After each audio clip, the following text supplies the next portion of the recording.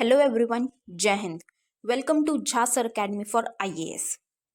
Guys, यहाँ पे आपको सिविल सर्विसेज की प्रिपरेशन कराई जाती है और हेल्प की जाती है कि आपको किस तरीके से प्रिपेयर करना है। यहाँ पे आपको आपकी प्रिपरेशन को एनहांस करने के लिए कुछ फ्री कंटेंट्स प्रोवाइड किए जाते हैं आपकी प्रिपरेशन के लिए। कहाँ पे आपको यूट्यूब प्लेलिस्ट में मिल जाएगा। आप यूट्यूब पे जब जाएंगे तो आपको वहाँ पे वेरियस प्लेलिस्ट अवेलेबल होंगी, जहाँ पे आपको जो डेली करंट अफेयर्स के लेक्चर्स अपलोड किए जाते हैं आपको उनकी प्रॉपर तरीके से प्लेलिस्ट अवेलेबल होगी। उसी के साथ साथ आपको मंथली प्लेलिस्ट भी मिलेगी करंट अफेयर्स की और ईयरली प्लेलिस्ट भी मिलेगी। और साथ ही जो करंट अफेयर्स डेली बेसिस पे आप लोगों को प्रोवाइड किए जाते हैं उन्हीं की फ्री ऑफ कॉस्ट आपको पीडीएफ्स भी दी जाती है हमारे टेलीग्राम चैनल पे। सो गाइज, अगर आपने टेलीग्राम चैनल ज्वाइन नहीं किया है तो तुरंत डिस्क्रिप्शन बॉक्स में जाइए, वहाँ पे आपको लिंक प्रोवाइडेड होगा जहाँ से आप हमारे चैनल को ज्वाइन कर सकते हैं और वहाँ से आप हमारी सारी पीडीएफ्स का एक्सेस ले सकते हैं। और उसी के साथ साथ गाइज, आप लोगों के लिए एक बहुत ही अच्छा इनिशिएटिव स्टार्ट किया गया है मेंस के प्रीवियस ईयर क्वेश्चन एनालिसिस का। आपको आपके लिए डेली बेसिस पर एनालिसिस किया जाता है और उसकी आप लोगों को प्लेलिस्ट प्रोवाइडेड है हमारे यूट्यूब चैनल पे ही। अलग अलग पेपर में प्रोवाइडेड है आप लोगों के कन्वीनियंस के लिए, GS1, GS2, GS3 and GS4 की। उसी के साथ साथ आप लोगों के लिए जीएस के अलग अलग सब्जेक्ट्स की भी प्लेलिस्ट अवेलेबल है। इकोनॉमिक्स है, जैसे सीसैट की आप लोगों के पास प्लेलिस्ट होगी और हिस्ट्री की भी प्लेलिस्ट आपको मिल जाएगी जो कि बिल्कुल फ्री होगी, वो आपको यूट्यूब पे ही अवेलेबल होगी। और इन्हीं प्लेलिस्ट में साथ ही साथ नए नए कंटेंट्स भी रेगुलर बेसिस पे ऐड ऑन किए जाएंगे, जिसके लिए आप लोगों को झा सर अकेडमी को रेगुलरली फॉलो करना है और अपनी प्रिपरेशन को एनहांस करना है, राइट। और उसी के साथ साथ गाइज, कुछ पेड कोर्सेज भी हैं जो आप लोगों के लिए लाए गए हैं Jha sir academy for IAS के द्वारा, जो जिन पेड कोर्सेज को झा सर खुद पर्सनली मेंटोर करते हैं, खुद उसको रिलेट करते हैं। जैसे कि जीएस का प्री प्लस मेंस बैच है गाइस, बिल्कुल जीरो से तैयारी करवाई जा रही है। झा सर खुद तैयारी करवाते हैं, पर्सनल गाइडेंस आपको दी जाती है, प्रॉपर तरीके से आपको अटेंशन प्रोवाइड की जाती है और बिल्कुल बेसिक से आपको तैयारी करवाई जा रही है आपकी प्रिपरेशन को एनहांस करने के लिए, राइट। तो आप इन कोर्सेज को भी ज़रूर ज्वाइन कीजिए। जैसे कि एक मेंस का भी आंसर राइटिंग का टेस्ट सीरीज बैच चल रहा है और प्रीलिम्स का भी टेस्ट सीरीज कोर्स चल रहा है गाइज, जो आपको हमारी ऐप पे टेस्ट सीरीज प्रोवाइड की जाएंगी। 10,000 क्वेश्चंस की आपको प्रैक्टिस कराई जाएगी। वो 10,000 क्वेश्चंस आपको कहाँ पे अवेलेबल होंगे? Jha sir academy for IAS की वेबसाइट पे भी अवेलेबल है और हमारा एक ऐप भी है Jha sir academy for IAS. आप अगर डालेंगे तो प्ले स्टोर से आपको वो ऐप मिल जाएगी, आप उसको डाउनलोड कर सकते हैं। वहाँ पे आपको प्रीलिम्स की टेस्ट सीरीज का एक्सेस भी मिल जाएगा और उसी के साथ साथ इतनी बेहतरीन ऐप है कि आपको वहाँ पे स्टडी टूल्स भी अवेलेबल हैं कि आपकी जो स्टडी है आप उसको ट्रैक कर सकते हैं कि आप कितना टाइम इफेक्टिवली स्टडी कर रहे हैं। तो इस ऐप को गाइज ज़रूर ज्वाइन कीजिएगा, डाउनलोड कीजिएगा और वेबसाइट भी अवेलेबल है। उस वेबसाइट पे भी आप जाके सब कुछ एक्सेस कर सकते हैं जो कि ऐप पे अवेलेबल है, right. So guys, Jha sir academy को रेगुलरली फॉलो करते रहिएगा। हेलो एवरीवन, जय हिंद। Welcome to Jha sir academy for IAS. Guys, हम कर रहे हैं ज्योग्राफी की एनसीईआरटी क्लास 10th और क्लास 10th की एनसीईआरटी में हम अपने प्रीवियस 6 चैप्टर्स कंप्लीट कर चुके हैं और ये क्लास 10th की एनसीईआरटी का हमारा लास्ट चैप्टर है, chapter 7, life lines of national economy. ठीक है, ये हमारा लास्ट चैप्टर है। हम इस लास्ट चैप्टर को स्टार्ट करने जा रहे हैं, उसके बाद हमारी ज्योग्राफी की क्लास 10th भी बिल्कुल फिनिश हो जाएगी। ठीक है, so let's start with it. Life lines of national economy, राष्ट्रीय अर्थव्यवस्था की जीवन रेखा। So we use different materials and services in our daily life. Some of these are available in our immediate surroundings, while other requirements are met by bringing things from other places. Goods and services do not move from supply locales to demand locales on their own. The movement of these goods and services from their supply locations to demand locations necessitates the need for transport. Some people are engaged in facilitating these movements. ठीक है, क्या चीज़ है? देखो, अब हम अपनी life में या डे टू डे लाइफ में, डेली बेसिस में हम बहुत सारी ऐसी एक्टिविटीज़ करते हैं, बहुत सारी ऐसी सर्विसेज प्रोवाइड करते हैं। For example, if I talk about in any of the employment you are involve, मतलब आप कोई भी जॉब कर रहे हो, उस जॉब पे उस काम को करने के लिए आप कुछ ना कुछ, या तो maybe you are connected with direct public. For example if I talk about banks में क्या होता है, डायरेक्टली पब्लिक से कम्युनिकेट किया जाता है। तो आप क्या कर रहे हैं, आप पब्लिक को सर्विसेज प्रोवाइड कर रहे हैं। और if you are involve in any office related work, for example if I talk, so in that you are conducting various activities. आप बहुत सारे काम कर रहे हैं, आप अलग अलग चीज़ों का इस्तेमाल कर रहे हैं अपने काम को पूरा करने के लिए। तो हमारे सराउंडिंग्स में अब काफ़ी चीज़ें ऐसी हैं जो हमें अवेलेबल हैं। जैसे अगर मैं कहूँ एक फॉर एग्ज़ाम्पल मैनेजर है, फॉर एग्ज़ाम्पल, ठीक है। Now that manager is to do some work, he is there. अब वो काम करने के लिए उनको क्या काम करना है, उनको काफ़ी चीज़ों की ज़रूरत होगी। जो भी वो काम उनको करना है, उन काम को करने के लिए उनको काफ़ी चीज़ों की ज़रूरत होगी। अब वो चीज़ें वहाँ पे कैसे आएंगी, कुछ चीज़ें तो ऐसी होंगी जो उनके पास मान लो अवेलेबल हैं। उनके मान लो फॉर एग्ज़ाम्पल उनको स्टेशनरी की ज़रूरत है, तो स्टेशनरी उनके साइड वाली शॉप पे अवेलेबल है, उनके ऑफिस के साइड में शॉप है, वहाँ पे अवेलेबल है, वो वहाँ से मंगा लेते हैं। बट कुछ चीज़ें ऐसी हैं जो कि उनके वहाँ पे अवेलेबल नहीं है, जिन चीज़ों की उनको ज़रूरत है। फॉर एग्ज़ाम्पल वो कोई अपना कंप्यूटर यूज़ कर रहे हैं, लैपटॉप यूज़ कर रहे हैं, ठीक है। उस लैपटॉप में उनको वो लैपटॉप मंगाना है, उस लैपटॉप को काम करने के लिए एक नया लैपटॉप मंगाना है। अब लैपटॉप की शॉप आसपास नहीं है, तो उनको क्या करना पड़ेगा, या तो उनको खुद से ट्रैवल करके जाना पड़ेगा जहाँ पे लैपटॉप अवेलेबल है। मतलब अवेलेबल का क्या है कि अगर मान लो उनका जो ऑफिस है वो पॉइंट ए पे है, पॉइंट ए क्या हुआ, अब वहाँ पे उनको पॉइंट ए पे लैपटॉप की ज़रूरत है, तो पॉइंट ए हुआ डिमांड लोकेशन, जहाँ पे डिमांड आई है लैपटॉप की। लेकिन जो वो लैपटॉप अवेलेबल है, वो लैपटॉप 10 किलोमीटर्स दूर जाके है, तो वो कहाँ पे है, बी लोकेशन पे। और बी लोकेशन कौन सी, जहाँ पे सप्लाई हो रही है लैपटॉप्स की, जहाँ पे अवेलेबल है। तो क्या हो रहा है यहाँ पे, अब डिमांड और सप्लाई में तो डिफरेंस आ गया 10 किलोमीटर्स का लोकेशन में। तो उस लोकेशन को पूरा करने के लिए हमें क्या करना पड़ता है, कुछ मीन्स का इस्तेमाल करना पड़ता है, ताकि वो जो सप्लाई है या जो डिमांड है, सप्लाई जो है वो डिमांड तक पहुँच जाए।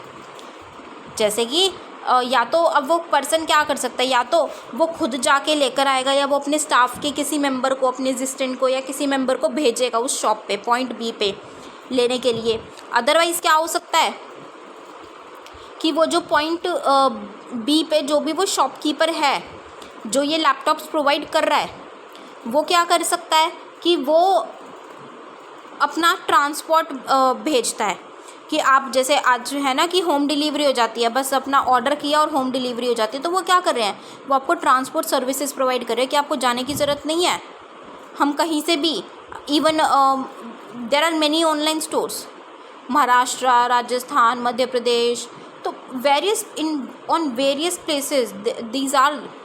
तो अब इतनी सारी जगहों पे जब ये अवेलेबल है, मतलब सप्लाई है, लेकिन डिमांड क्या हो रही है, ऑल ओवर इंडिया हो रही है। कैसे, ट्रांसपोर्ट के ज़रिए हो रही है, ठीक है। तो क्या होता है वहाँ पे, ये ट्रांसपोर्ट के ज़रिए ये जो गुड्स होते हैं या जो भी सर्विसेज होती है वो उनको ट्रांसपोर्ट करते हैं, और उनके लिए वो क्या करते हैं, उन ट्रांसपोर्ट को ट्रांसपोर्ट करने के लिए कुछ लोगों की भी ज़रूरत पड़ती है, तो वो लोग उस ट्रांसपोर्ट को क्या कर देते हैं, उन जो भी प्रोडक्ट है, सर्विसेज हैं, उनको डिलीवर करने में या उनको पहुँचाने में मदद करते हैं।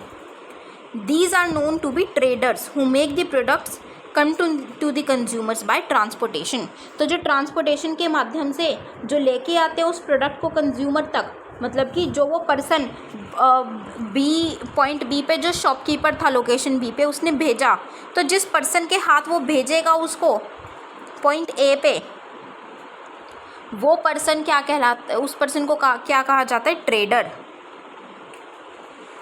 Thus, the pace of development of a country depends upon the production of goods and services as well as their movement over space. ठीक है, तो डेवलपमेंट हम कैसे बता सकते हैं, कंट्री की डेवलपमेंट कब होगी कि कितने ज़्यादा गुड्स और सर्विसेज की प्रोडक्शन हो रही है, कितने ज़्यादा बनाए जा रहे हैं, मैन्युफैक्चर हो रहे हैं। कैसे इससे हम डेवलपमेंट कर पाएंगे। जितने ज़्यादा मैन्युफैक्चर हो रहा है उसका मतलब क्या है, उतनी डिमांड भी तो हो रही होगी ना, तभी तो मैन्युफैक्चर कर रहे हैं वो। और डिमांड हो रही है, डिमांड होने का क्या मतलब है, लोगों के हाथ में पैसा जा रहा है, और पैसा जा रहा है वो सर्कुलेट भी हो रहा है। तो जब पैसा सर्कुलेट होने लग जाता है ना, डिमांड होने लग जाती है, तो हमारी इकोनॉमी बढ़ती है, उस टाइम पर हमारी इकोनॉमी डेवलप करती है। और अब अगर डिमांड होगी कैसे डेवलप करेगी, अगर मान लो डिमांड है, ये एक सर्कल चलता है, ठीक है, थोड़ी सी अच्छी डिमांड हुई, डिमांड होगी तो लोग खरीदेंगे, डिमांड होने का मतलब यही है। अब लोगों ने खरीदा तो पैसा किसके पास गया,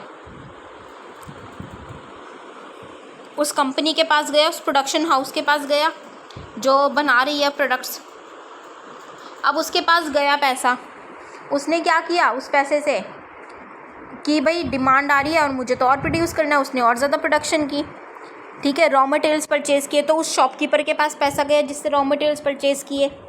दूसरा, अब वो ज़्यादा गुड्स बनाने के लिए, ज़्यादा प्रोडक्ट्स बनाने के लिए, ज़्यादा सर्विसेज प्रोवाइड करने के लिए ज़्यादा लोगों को भी हायर करना पड़ेगा, तो लेबर भी ज़्यादा लगेगी, और लेबर ज़्यादा लगेगी तो उनके पास वेजेस जाएगी, उनके हाथ में पैसा जाएगा, ठीक है ना। तीसरा, अब ये जो फैक्टर्स ऑफ प्रोडक्शन मैं बता रही हूँ आपको, लैंड, लेबर, कैपिटल और एंटरप्रेन्योरशिप। अब अगर आप किसी की लैंड, मान लो एक जगह पे आप काम कर रहे हो, फॉर एग्ज़ाम्पल एक जगह है 100 गज की है, वो आप उस पर कर रहे हो, लेकिन अब आपकी प्रोडक्शन जो है वो बढ़ गया, आपका काम बढ़ गया क्योंकि डिमांड ज़्यादा हो रही है।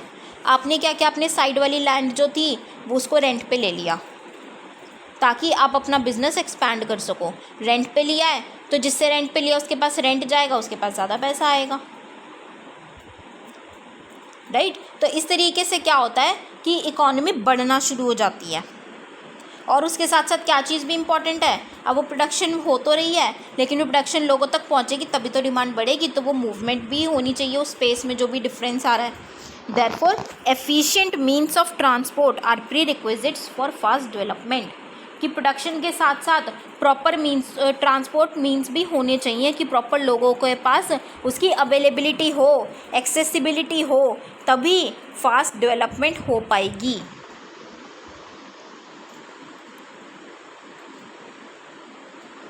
Right? Now movement of these goods and services can be over 3 different domains of our earth. अब ये जो मूवमेंट होती है गुड्स की, जो हम ट्रांसपोर्ट की बात करें, ये 3 तरीके से हो सकते हैं, लैंड, वाटर एंड एयर। एक तो लैंड के थ्रू, मतलब जैसे मान लो रोडवेज के थ्रू आप दे रहे हैं या फिर रेलवेज़ के थ्रू आप दे रहे हैं, तो वो हो सकता है। वाटर के थ्रू हो सकता है कि जब हम वाटर मीन्स प्रोवाइड करते हैं, शिप्स या वेसल्स वगैरह प्रोवाइड कर देता है, उसके थ्रू अगर ट्रांसपोर्ट किया जाता है, या फिर एयर ट्रांसपोर्ट है, ठीक है। तो ये 3 डोमेन्स होते हैं जिससे कि गुड्स और सर्विसेज की मूवमेंट पॉसिबल हो पाती है हमारे प्लैनेट पे, अर्थ पे। Based on this transport can also be classified into, अब इसी बेसिस पे हम ट्रांसपोर्ट भी क्लासीफाई कर सकते हैं, land transport, water transport and air transport. For a long time, trade and transport were restricted to a limited space. With the development in science and technology, the area of influence the trade and transport expanded far and wide. Simple सी चीज़ है बिल्कुल कि बहुत time तक क्या था, ये जो ट्रेड है या ट्रांसपोर्ट है ये लिमिटेड था, एक जगह पे ही लिमिटेड था, कुछ जगहों पे। कैसे लिमिटेड था, अगर हम बात करें, देखो जब तक हमारे पास टेक्नोलॉजी एडवांसमेंट नहीं थी ज़्यादा, क्या हो रही थी हमारे पास, हमें कुछ भी परचेज़ करना पड़ता था तो हमें मार्केट जाना पड़ता था। मार्केट जाते थे हम, जिसको जो चीज़ चाहिए वो जाएगा मार्केट से उसको परचेज़ करना पड़ेगा। तो ट्रेड कहाँ हो रहा था, मार्केट ट्रेड हो रहा था।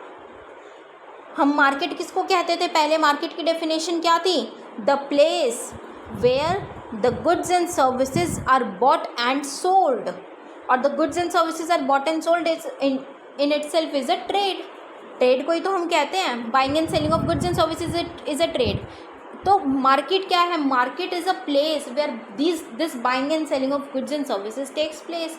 मतलब जहाँ पे ट्रेड होता है जिस प्लेस पे, उसको हम मार्केट। लेकिन आज के टाइम पे वो डेफिनेशन बदल गई है।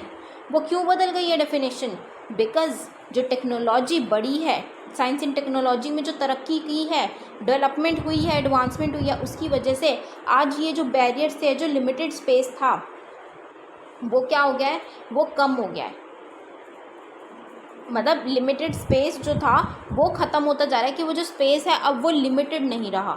वो लिमिटेड वाली चीज़ ख़त्म हो रही है। कैसे? कि जैसे पहले क्या था कि जो, अगर मैं बात करूं कि हरियाणा में अगर कोई कंपनी इस्टेब्लिश्ड है या कोई फर्म है, तो वहाँ से क्या करेंगे? हरियाणा के ही लोग, हरियाणा के भी जो प्रॉक्सिमिटी में लोग हैं, आसपास के, वो लोग वहाँ से परचेज़ करते हैं ज़्यादातर। ठीक है। लेकिन अब क्या हो रहा है टेक्नोलॉजी की वजह से, कि जो दूर दराज पे भी लोग हैं वो भी उन चीज़ों को, उन प्रोडक्ट्स को या इन सर्विसेज का इस्तेमाल कर पा रहे हैं। क्यों? क्योंकि अब मार्केट की डेफिनेशन भी बदल गई है। मार्केट में अब उस प्लेस की बात नहीं करते जहाँ पे जाना पड़ता है। मार्केट ऑनलाइन भी होती है, घर बैठे भी होती है ट्रेडिंग। कैसे? कि हम घर बैठे ऑनलाइन शॉपिंग करते हैं, तो ट्रेडिंग ही तो हो रही है, बाइंग एंड सेलिंग ही तो हो रही है उसमें। और ट्रांसपोर्ट भी हमें मिल रहा है। पहले वो ट्रांसपोर्ट लिमिटेड था, लेकिन अब वो ट्रांसपोर्ट क्या है? हमें वो सीमलेस ट्रैवल देखने को मिल रहा है। जैसे भी मैंने बात की कि ये जो ऑनलाइन स्टोर्स हैं, ये महाराष्ट्र, गुजरात, राजस्थान, मध्य प्रदेश, तमिलनाडु, एंड मतलब all these various places all over the country they are delivering their products and services. Today the world has been converted into large village with the help of efficient and fast moving transport। मतलब पूरा ही जो world है, विश्व है, तो वो एक बड़े विलेज में, एक बड़े से गांव में कन्वर्ट हो गया, क्योंकि ट्रांसपोर्ट की फैसिलिटीज़ बढ़ गई है। बहुत प्रॉपर तरीके से ट्रांसपोर्ट देखने को मिल रहा है हमें, और बहुत अच्छा भी है, और बहुत जल्दी से, बहुत फास्ट ट्रांसपोर्ट है। Transport has been able to achieve this with the help of equally developed communication system. अब ये किसकी वजह से ये ट्रांसपोर्ट भी? क्योंकि उतना ही अच्छे तरीके से जो कम्युनिकेशन सिस्टम है वो डेवलप हो पाया है। जैसे अगर मैं बात करूँ, फॉर एग्जांपल, मैंने अगर कुछ ऑनलाइन परचेज़ किया फ्रॉम राजस्थान, मतलब I purchase from an online store, and that store, because now what is happening, अब जो सिंगल पर्सन्स भी है ना, वो भी अब अपना ऐसे ऑनलाइन बिजनेस स्टार्ट करें कि उनके अंदर जो क्रिएटिविटी है, जो टैलेंट है, वो उसका इस्तेमाल करते हुए, या फिर अगर उनके कोई शॉप है, जैसे अगर मैं बात करूँ तो कुछ लेडीज़ है जो अपने घर में ही शॉप करते हैं, जैसे साड़ीज़ वगैरह की या एनी डेकोरेशन आइटम, वो अपने घर में ही शॉप ओपन कर रखी होती है उन्होंने। अब पहले क्या था, वो अपने आसपास के एरिया में ही बेच रही थी, लेकिन अब उन्होंने क्या कर दिया, उसको जो वो अपनी शॉप पे बेच रही हैं उसी को वो ऑनलाइन भी डाल रही हैं। अब मान लो एक लेडी राजस्थान की है जो कि ऑनलाइन भी डाल रही है साथ साथ। अब वो जो ऑनलाइन डाल रही है, मान लो आई एम इन हरियाणा, ठीक है, मैं अगर उनसे कुछ शॉपिंग करती हूँ, मैंने उनसे, राजस्थान में है वो, मैंने उनको ऑनलाइन क्या की, शॉपिंग की। अब वो राजस्थान से क्या करेंगे, मुझे डिलीवर करेंगे, तो ट्रांसपोर्ट चलेगा। अब वो जो ट्रांसपोर्ट चलेगा, तो जिस पर्सन के हाथ उन्होंने भेजा है, वो कुरियर, उन्होंने वो मेरा प्रोडक्ट जिस पर्सन के हाथ भेजा, उस पर्सन के साथ कम्युनिकेशन भी तो होना चाहिए उनका प्रॉपर तरीके से। अब आज के टाइम पे क्या हो रहा है, अगर हम कोई प्रोडक्ट लेते हैं तो उसको हम ट्रैक कर सकते हैं कि वो प्रोडक्ट हमारा कहाँ तक पहुँचा है। वो ट्रैक हम क्यों कर पा रहे हैं? Because of the developed communication system. जिस तरीके से ट्रांसपोर्ट अच्छा हुआ है, ट्रांसपोर्ट में तरक्की हुई है, उसी तरीके से कम्युनिकेशन सिस्टम में भी उसी के साथ साथ काफ़ी तरक्की हुई है। तभी ये इतना पॉसिबल हो पाया है, ट्रांसपोर्ट प्रॉपर तरीके से, इतना एफिशिएंट मींस में हो पाया है।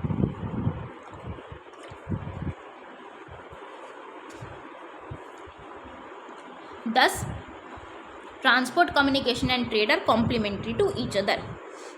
तो ये एक दूसरे के कॉम्प्लीमेंट्री हैं कि ट्रेड होगा, लेकिन ट्रेड कब होगा? जब बाकी लोगों को ट्रांसपोर्टेशन फैसिलिटी मिल जाएगी, मतलब कि उनको एक्सेसिबल हो जाएगा, ट्रांसपोर्ट होगा प्रॉपर तरीके से जिससे उनके पास प्रोडक्ट पहुंच जाए। और ट्रांसपोर्ट का भी फ़ायदा कब होगा? जब ट्रेड होगा, प्रोडक्ट्स एंड सर्विसेज होंगे, गुड्स एंड सर्विसेज खरीदे जाएंगे, बेचे जाएंगे, तभी तो ट्रांसपोर्ट का फ़ायदा है। और ट्रांसपोर्ट होगा तो ये जो ट्रेड भी हो रहा है, ये कम्युनिकेट करके ही तो हो रहा है एक दूसरे से, तभी ट्रेड हो रहा है। और ट्रांसपोर्टेशन भी किस तरीके से पॉसिबल हो पा रहा है? प्रॉपर तरीके से कम्युनिकेशन की वजह से, ठीक है। Today India is well linked with the rest of the world despite its vast size, diversity and linguistic and socio cultural plurality.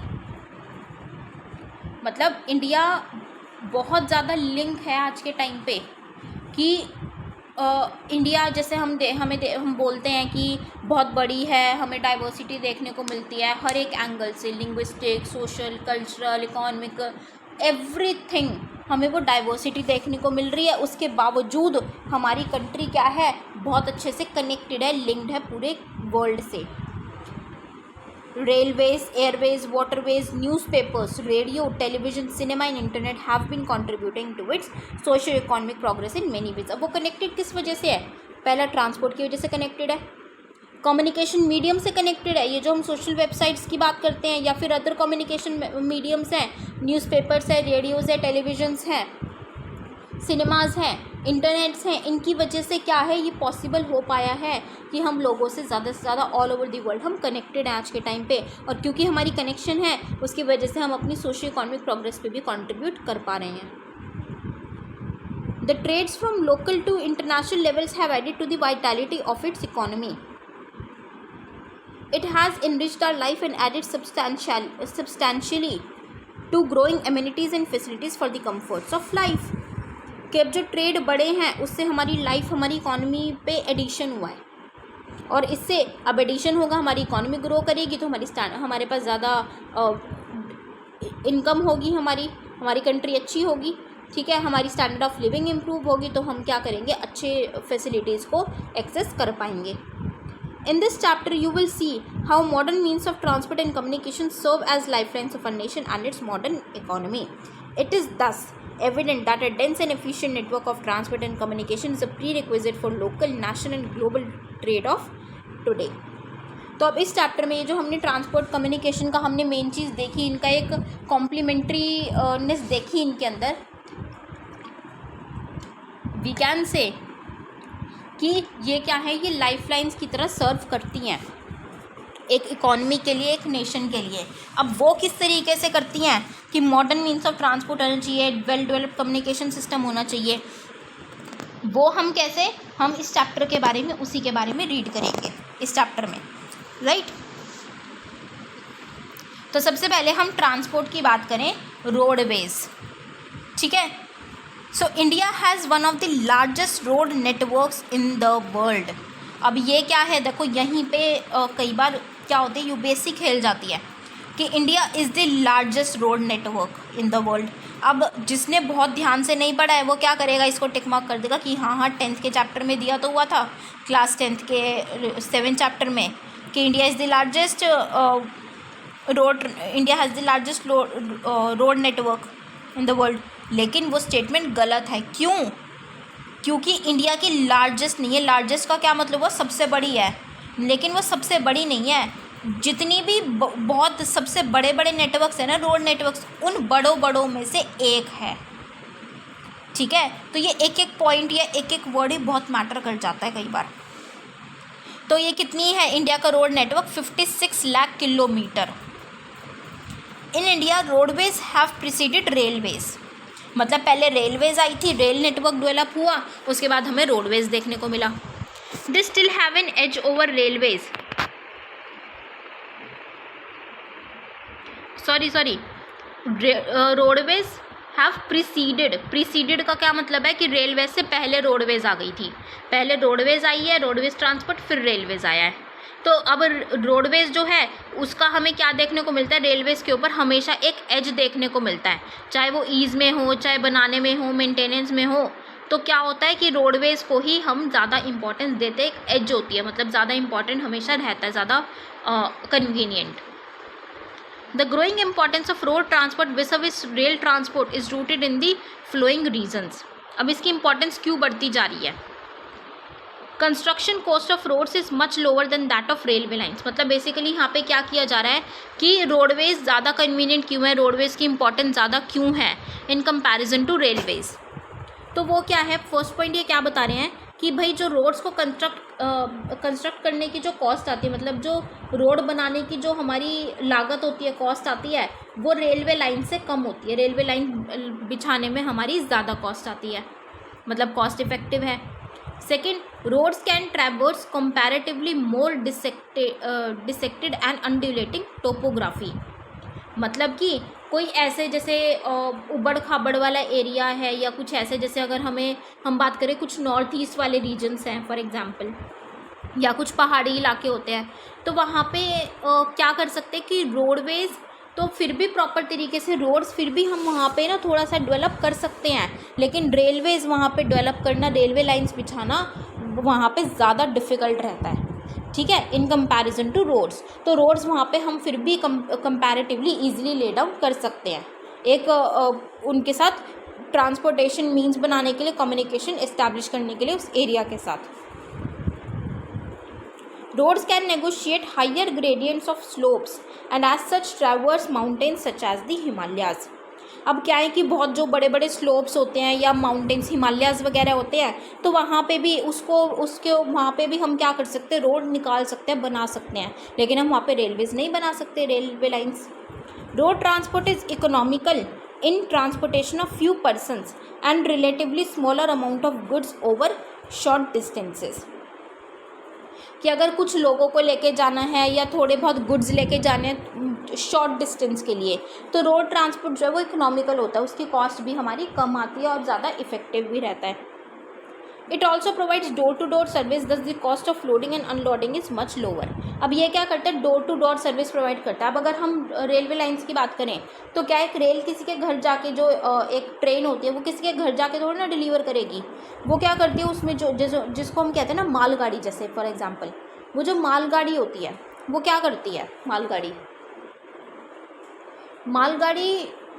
जो गुड्स है वो घर तक नहीं पहुंचाती या किसी कंपनी या किसी फैक्ट्री तक नहीं पहुंचाती, वो क्या करती है, मालगाड़ी है उसको जहाँ पे गुड्स लेने हैं, जहाँ से जिधर से जिस फैक्ट्री से लेने हैं, उस फैक्ट्री को पहले वो सारे के सारा जो जितना भी सामान है, जितने भी गुड्स हैं, वो सारे के सारे पहले लोड करके रोड में ही, रोडवेज से ही, रोड ट्रांसपोर्ट पे ही लोड करके उनको रेलवेज तक लेके जाना पड़ेगा, रेलवे स्टेशन तक। वहाँ पे फिर उनको क्या करना पड़ेगा, अपनी लेबर लगा के उनको वापस से ट्रेन के अंदर रखना पड़ेगा। फिर जो वो डेस्टिनेशन है जहाँ तक उनको लेके आना है, वहाँ पे फिर लेबर की ज़रूरत पड़ेगी, रोड ट्रांसपोर्ट की ज़रूरत पड़ेगी, और वहाँ से क्या किया जाएगा कि उन ट्रेन में से उन गुड्स को उतारा जाएगा और वो ट्रक्स होते हैं, जो ट्रैक्टर्स वगैरह ट्रक्स होते हैं, उनमें भरा जाएगा और फिर वापस से उस फैक्ट्री पे लेके जाएगा जहाँ पे कि उनको ज़रूरत थी, फिर वहाँ पे अनलोड किया जाएगा, उनको उतारा जाएगा। तो ये प्रॉब्लम जो है रोड ट्रांसपोर्ट में नहीं आती, क्योंकि वो सीधा डेस्टिनेशन पे ही एज इट इज़ पहुँचा देती है, ठीक है, बार बार लोडिंग अनलोडिंग की प्रॉब्लम नहीं होती। Road transport is also used as a feeder to other modes of transport, such as they provide a link between railway stations, air and seaports. अब ये लिंक प्रोवाइड करते हैं दूसरे ट्रांसपोर्ट्स को, कैसे कि अगर हमें अपने घर से रेलवे स्टेशन तक जाना होता है हमें, ठीक है, ट्रेन कैच करने के लिए रेलवे लाइन्स है, ट्रेन कैच करने के लिए हमें जाना है तो हम वाया रोड ही तो जाते हैं, हम अपनी स्कूटी लेके जाएंगे वाया रोड। या हमें एयरपोर्ट जाना होता है तब भी हम क्या करते हैं, हम या तो अपने पब्लिक ट्रांसपोर्ट से जाते हैं या फिर हम अपने प्राइवेट व्हीकल से जाते हैं, लेकिन जाते तो रोड ट्रांसपोर्ट से ही हैं। या फिर हमें अगर वाटर के थ्रू ट्रैवल करना है या अपने गुड्स भिजवाने हैं तो उसके लिए हमें पोर्ट्स तक जाना पड़ेगा। पोर्ट्स तक भी हम किस तरीके से जाते हैं, रोड ट्रांसपोर्ट के थ्रू ही जाते हैं। तो ये क्या करती है, ये एक लिंक की तरह भी प्रोवाइड करती है दूसरे मोड्स ऑफ ट्रांसपोर्ट के लिए। In India roads can be classified into 6 classes. अब इंडिया में हम 6 क्लासेस में इनको क्लासीफाई कर सकते हैं। पहला क्या है, golden quadrilateral super highways. Golden quadrilateral से ही पता चल रहा है, क्वाड्रिलेटर मतलब चतुर्भुज, जिसकी 4 वो होती है, साइड्स होती है, तो 4 जगहों से ये कनेक्टेड है, इससे हमें पता चल रहा है। Government has launched a major road development project linking. अब ये 4 कौन कौन सी है, Delhi, Kolkata, Chennai and Mumbai, and Delhi by 6 lane super highways. अब इसमें क्या है, नॉर्थ साउथ कॉरिडोर है जो कि श्रीनगर जम्मू कश्मीर को कन्याकुमारी तमिलनाडु से कनेक्ट करता है, और दूसरा ईस्ट वेस्ट कॉरिडोर है जो कि सिलचर असम में सिलचर को पोरबंदर गुजरात से कनेक्ट करता है। तो ये क्या है, ये इस प्रोजेक्ट के ही पार्ट है। मेजर ऑब्जेक्टिव क्या है इसका कि जो टाइम है या जो डिस्टेंस है बड़ी बड़ी सिटीज़ में जाने के लिए जो टाइम और डिस्टेंस है वो कम हो जाए, क्योंकि वो इन हाईवेज़ के थ्रू जाएंगे तो वहाँ पे ट्रैफिक भी ज़्यादा नहीं होता है, ये जल्दी से वहाँ पे पहुँच सके।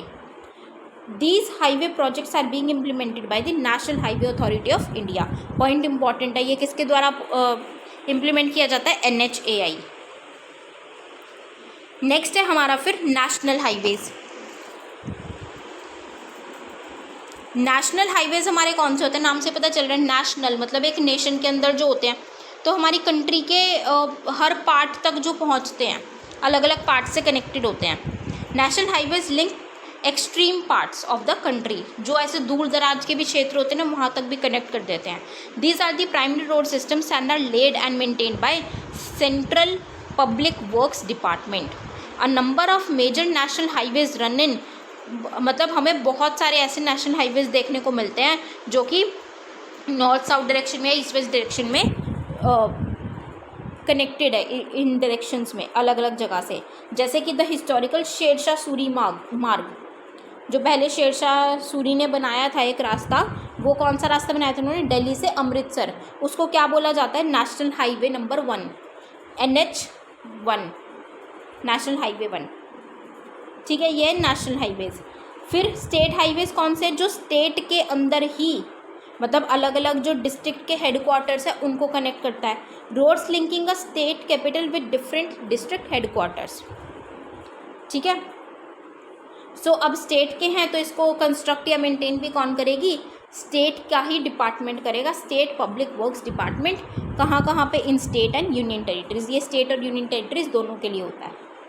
फिर डिस्ट्रिक्ट रोड्स है, डिस्ट्रिक्ट रोड्स कौन से होंगे, जो अपने ही एक डिस्ट्रिक्ट के अंदर जो अलग अलग ज़िले हैं, ज़िला बने हुए होते हैं जैसे, ठीक है, तो उनको क्या करते हैं, उनको कनेक्ट करते हैं। These roads connect the district headquarters with other places of the district. ठीक है, डिस्ट्रिक्ट के अलग अलग प्लेसेस को कनेक्ट करते हैं हेडक्वार्टर के साथ। और ये कौन मेंटेन करता है, अब डिस्ट्रिक्ट में कौन होती है अथॉरिटी, ज़िला परिषद, तो वो मेंटेन करती है इनको। फिर है हमारी अदर रोड्स। अदर रोड्स कौन सी में आ जाएंगी, हमारी rural roads.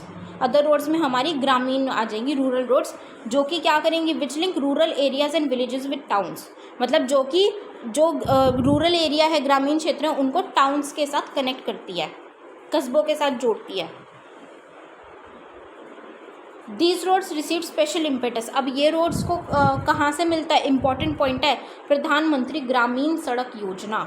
Under this scheme special provisions are made so that every village in the country is link to a major town by the country by an all season motorable road. अब ये किसके लिए लाए गए, ताकि हर एक गाँव को हम कनेक्ट कर सके, बाकी की कंट्री के साथ कोई भी आइसोलेटेड ना रहे। फिर है हमारी बॉर्डर रोड्स। बॉर्डर रोड्स पता चल रहा है नाम से, जो बॉर्डर पे होती है, बॉर्डर से बनाई हुई होती है, जो दूसरी कंट्रीज़ के साथ शेयर करते हैं बॉर्डर।